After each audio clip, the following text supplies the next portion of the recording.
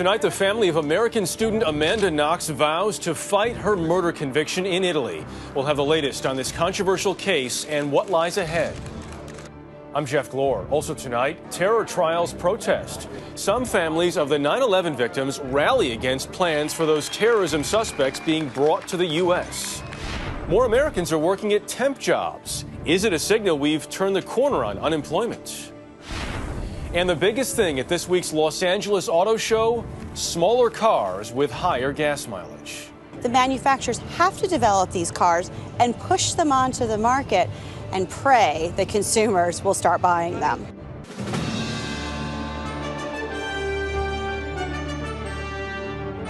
This is the CBS Evening News with Jeff Glor.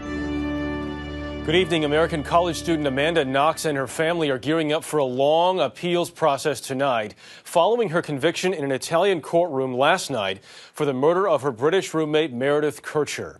Knox was immediately sentenced to 26 years imprisonment. Former boyfriend and co-defendant Rafael Sollecito to 25 years. Alan Pizzi has the latest tonight from Perugia, Italy. Amanda Knox's family had thought they would be going to the Perugia prison today to take her home. Instead, they got a brief visit. Amanda, like the rest of us, is extremely disappointed, upset about the decision. We're all in shock. And what did they talk about? We told her she's going to get out of here. It's going to take a little longer. She's innocent. She's innocent, and she will come home. After the chaotic time they had getting into and out of court last night, being ambushed by the press at the prison was just another facet of a system and carnival atmosphere the Knoxes have come to know well over the 2 years that this story has dragged on. Even though none of them speak Italian, the family didn't need translation to know what the judge was saying when the sentence was read out at midnight. I know our lawyers would have looked back and smiled at us if they would have said innocent, and she looked at me and there were tears in her eyes, and I automatically knew. For the other family ripped apart by this story, there was no sense of triumph. The parents and siblings of the victim, British student Meredith Kercher, maintained from the start that all they wanted was justice. It's not a moment of triumph, and as we've said before, at the end of the day, we're all gathered here because our sister was brutally murdered and taken away from us. Of course, two very young people yesterday who've been sentenced to a long time behind bars. At the end of the day, you have to go on the evidence because there is nothing else. The Knoxes thought the evidence would provide at least enough reasonable doubt for their daughter and her former boyfriend, Raffaele Sollecito, to go free. Having a system that is beyond a reasonable doubt to come up with a verdict, it's a complete miscarriage of justice, and it's a travesty to the Italian judicial system. And so Amanda Knox is back here in the prison that has been her home since she was arrested 2 years ago. She has an automatic right to appeal, but the process won't begin until next October, unless the pressure the Knox family is trying to build up in the U.S. can force the issue. Jeff? Alan, let's talk for a second about that appeals process. Once it does begin, how long might it take and how exactly does it work? It can take up to 2 years, and it is in essence a retrial, but it is very effective because she didn't get the full life sentence. She could have her sentence cut in half, even if it's not thrown out. Then there's time off for good behavior, time off for time served. She could end up doing as little as 6 years if the appeal goes her way, Jeff. All right, Alan Pizzi from Italy tonight. Alan, thank you. The CBS News broadcast 48 Hours Mystery has been following this case from the beginning. And in a special report later this evening, correspondent Peter Van Zandt examines a key piece of evidence used to link the killing to Amanda Knox and her former boyfriend, Rafael Sollecito. In court, the prosecution presented two crucial pieces of DNA evidence to the jury, starting with this knife, allegedly used to kill Meredith. It's a 30-centimeter kitchen knife. Is this the murder weapon? Prosecutor Manini says yes, that it was found at Raffaele's apartment. There was no blood on the knife, but investigators say they did find DNA. Amanda's on the handle and Meredith's on the blade. Well, it sounds like the murder weapon. She handled it, she stabs, and it leaves DNA on it. That's not necessarily true, because there's always a transference of evidence when you live with people. Amanda's DNA is on a knife that she used that was in a kitchen drawer at Raphael's apartment. That knife was never at the murder scene. The DNA that purportedly belongs to Meredith on that knife was tested out of existence by the Italians. It was never verified. There's another problem with the knife. Police discovered 2 faint knife impressions on Meredith's bed. When the alleged murder knife is compared to those outlines, it doesn't match. That's the knife they want you to believe is the murder weapon, but it's not the murder weapon. It doesn't fit the outline on the sheets. Peter Van Zandt joins us now. Seems like some pretty damning evidence you found, Peter. Let's talk also about this DNA, more about it, because you say that this DNA would have been inadmissible in a U.S. court, which leads to the question, is there any definitive evidence that Amanda Knox did this? There is absolutely no definitive forensic evidence that Amanda Knox committed this murder. There is definitive evidence that the real killer, Rudy Guede, did this murder. His bloody fingerprint is there. His hair is on the victim. He left a mess in the bathroom, and his bloody fingerprint is inside her purse. If you were to believe the prosecutor's theory that this is a sex game gone bad, Amanda Knox would have left hair, would have left skin cells. There would have been bloody footprints. Well, guess what? She didn't, levitate into that room. There are no bloody footprints in that room of Amanda Knox or Raffaele Sollecito. So how did they do this and manage to float in, float out without leaving any DNA evidence behind? It's a terrible case. Most Americans think that when you go overseas, or many think, the rules are the same as in our system. That is, in fact, not the case in Italy. Absolutely not. And Italy is considered the poor man of Europe in terms of its judicial system. Jurors there, believe it or not, are allowed to deliberate with one another throughout the case. So day 2, one can look at the other and say, I really think that she is guilty. It's extraordinary. Also, they didn't sequester. They do not sequester in Italy during the trial. So they were subject to this avalanche of negative tabloid reporting, that much of which were complete lies that made Amanda out to be this she-devil and a cold-hearted killer, which she is anything but. So an Italian court found Amanda Knox guilty. 48 Hours launched a long investigation, a thorough investigation. The results of your investigation are what? She's an innocent woman. And I would stake my reputation as a journalist. I've been in this business for a quarter century. She is an innocent woman. We'll be watching later tonight. Peter Van Zandt, thank you very much. Thank you, Jeff. And a reminder, you can see the full 48 Hours mystery special report entitled American Girl, Italian Murder, The Verdict, later tonight at 10 o'clock, right here on CBS. Now, here in New York today, hundreds rallied to protest the government's plans to hold major terrorism trials in the federal courthouse in Lower Manhattan. That courthouse is just a few blocks from Ground Zero. Randall Pinkston has that story. With the passion of a political rally, the demonstrators focused their anger on the Obama administration and U.S. Attorney General Eric Holder's plan to put 9/11 mastermind Khalid Sheikh Mohammed and his associates on trial in New York. He wants to give him a stage in that federal courthouse. We're here to say that is not going to happen. Deborah Burlingame's brother Charles was a pilot who was killed when hijackers crashed his plane into the Pentagon. In the midst of war, the Obama administration wants to put on a show trial. Attorney General Holder says it's time for the 5 suspected terrorists now being held in Guantanamo to face justice. It is our belief that the attack on the World Trade Center was an act of war. Retired New York City firefighter Tim Brown launched a national petition drive to challenge Holder's decision. We don't agree that these murderous terrorists are entitled to the same rights afforded our nation's citizens under our Constitution. Despite skepticism about giving Guantanamo detainees trials in U.S. courts, since 9/11, federal prosecutors have obtained nearly 200 convictions in terrorism-related cases. Former U.S. Attorney David Kelly believes federal court is more effective than military tribunals. I don't really understand the criticism here, particularly when the tribunals have had 7 years to get up and running, and they haven't done it. And some families of 9/11 victims support federal court trials. For me personally and for my family, what's most important is to hold accountable those who plotted my mom's murder. These protesters agree with accountability, just not here. Randall Pinkston, CBS News, New York. Senate Finance Committee Chairman Max Baucus has confirmed a news report tonight that he was romantically involved with a former staffer who he recommended for a U.S. attorney's job in Montana last year. A spokesman says Melody Haynes withdrew her name from a list of 3 finalists submitted to the White House after she and Baucus decided to move in together. Coming up next on tonight's CBS Evening News, will a rise in temporary jobs lead to more permanent ones down the road?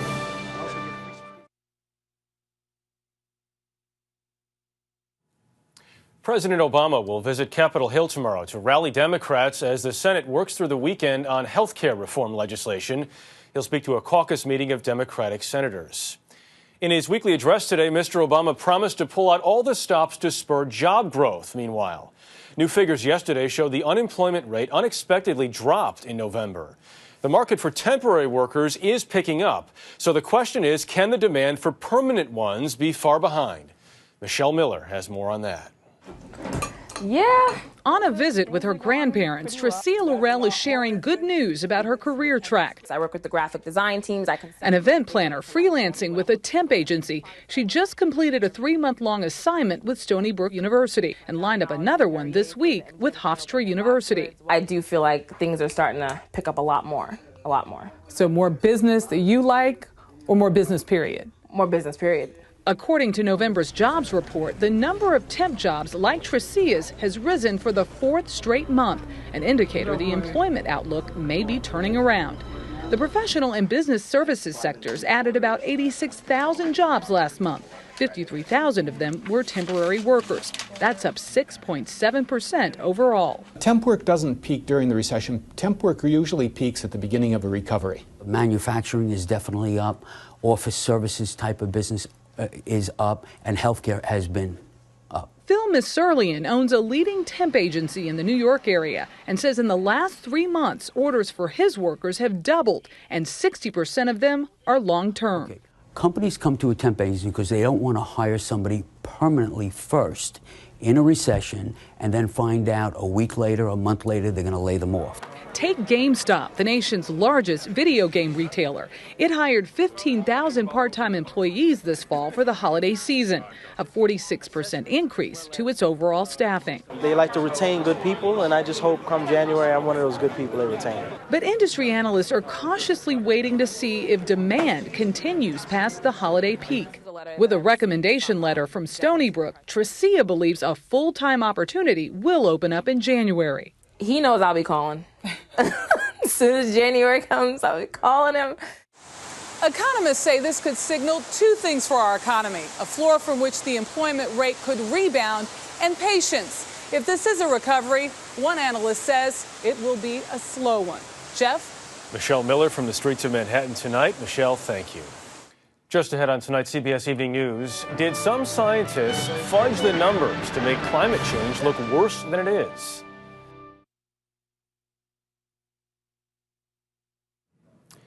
It was a change of plans for the president. Instead of attending the climate change summit in Copenhagen when it opens next week, he'll arrive near the end on December 18th. That might mean a climate deal is within reach. But a series of leaked emails between climate scientists is casting a cloud over this meeting, as we hear now from Kimberly Dozier. Hundreds of world leaders and climate change experts are descending on Copenhagen to try to come up with a new pact to slow global warming. And thousands of protesters across Europe today were trying to send them a message. It's time to stop talking and make a deal. But reaching that deal has now been complicated by what's being called ClimateGate, a string of hacked private emails between global climate change scientists in the U.S. and Europe, which have cast doubts on the very science this summit is based on. The emails seem to show that some of the world's top experts decided to exclude or manipulate some research that didn't help prove global warming exists. 1998 was the hottest year since record-keeping began, but the temperature went down the next year, and it's only spiked a couple of times since. An email from 1999 shows scientists worked hard to demonstrate an upward trend. They talk of using a trick to hide the decline in global temperatures. It worked like this. When temperature readings gathered from studying tree rings showed what looked like a decline in temperatures from the 1980s to the present, the scientists added in measurements taken later by more modern instruments, which gave them the answer they wanted. The scientists say the emails are being misinterpreted. A lot of charges have been made that I think are quite unjustified, cherry-picking information and not taking it quite out of context and misrepresenting what it's actually saying. Senator James Inhofe, a climate change skeptic, says the emails prove the global warming threat is exaggerated. He wants a congressional investigation. We're relying upon that science for a bunch of stuff that we would be doing that would lose a lot of jobs and really affect Americans. I do believe that an investigation would show that they have clearly manipulated the data. The official U.S. position hasn't changed, that climate change is real and needs to be addressed. Climate change is happening. I don't think that's anything that is, quite frankly, among most people in dispute anymore. Two major carbon producers, India and China, agree. They just announced they'll set goals to lower their carbon emissions. Though the U.S. Congress hasn't agreed on an American plan to lower emissions, President Obama's visit to Copenhagen at the end of the meeting instead of the beginning as originally planned is being taken as a positive sign. As President Obama said, he will come to Copenhagen if a deal is feasible. And I have always said, and we have in the United Nations said, that while nothing is guaranteed, the world is ready for a deal. But the leaked memos have given ammunition to critics of climate change. So climate change supporters fear Copenhagen may only produce the framework for an agreement that then will be passed on to next year. Jeff? All right, Kimberly Dozier from our Washington bureau tonight. Kimberly, thank you. Coming up on tonight's CBS Evening News. At the big Los Angeles Auto Show, things are looking smaller.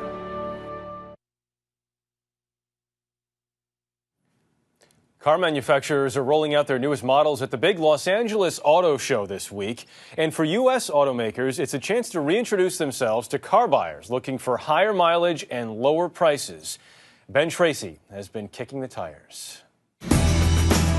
Glitz, glam, and a cool concept car used to be enough to turn heads at the auto show. But in Los Angeles this week, there's a new concept: affordability. We have to be about having vehicles that people want to buy at a price they can afford in high volume. U.S. automakers saw a huge spike in sales in August during the height of the Cash for Clunkers program, up 19% to 39%. But sales have fallen off a cliff since then, down as much as 38%. Now car makers are trying to appeal to bargain-minded shoppers. These days, people want their dollar to work as hard for them as they ever have in their lives. 3! So Ford's big reveal is one of the smallest cars they've ever made in the U.S., the redesigned Fiesta. It gets 40 miles per gallon and costs $19,000. You feel cool, because it just purrs, you know what I mean? To create buzz, Ford gave Fiestas to 100 internet-savvy 20-somethings for 6 months. They tweeted and YouTubed their way to millions in free advertising. I am on the 4 wheels of a Ford Fiesta. A lot of young people don't really watch TV anymore, and if they're watching TV, it's online. Everyone is watching General Motors. Their CEO abruptly resigned this week, and the company recently emerged from bankruptcy. GM is launching its 40-mile-per-gallon Chevy Cruze and its long-awaited plug-in hybrid, the Chevy Volt, in 2010. Only struggling Chrysler had nothing new to debut.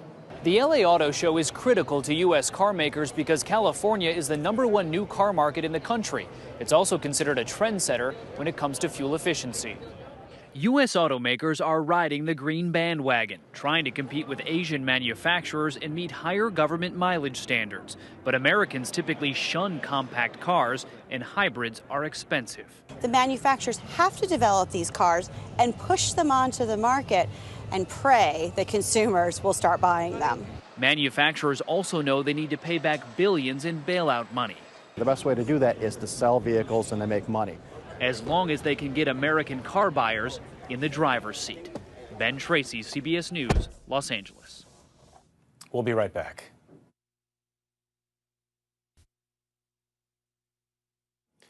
Finally tonight, much of the country is getting a foretaste of winter today. A foot of snow or more is expected in the northern plains and upper Midwest, up to a half a foot from Virginia to Maine. In the nation's capital, a light dusting provided a picture-perfect setting for the White House. A little extra white there. That is the CBS Evening News tonight. A reminder later on CBS, the 48 Hours mystery report on the Amanda Knox verdict. Russ Mitchell will be here tomorrow night. For now, I'm Jeff Glor, CBS News in New York. Good night.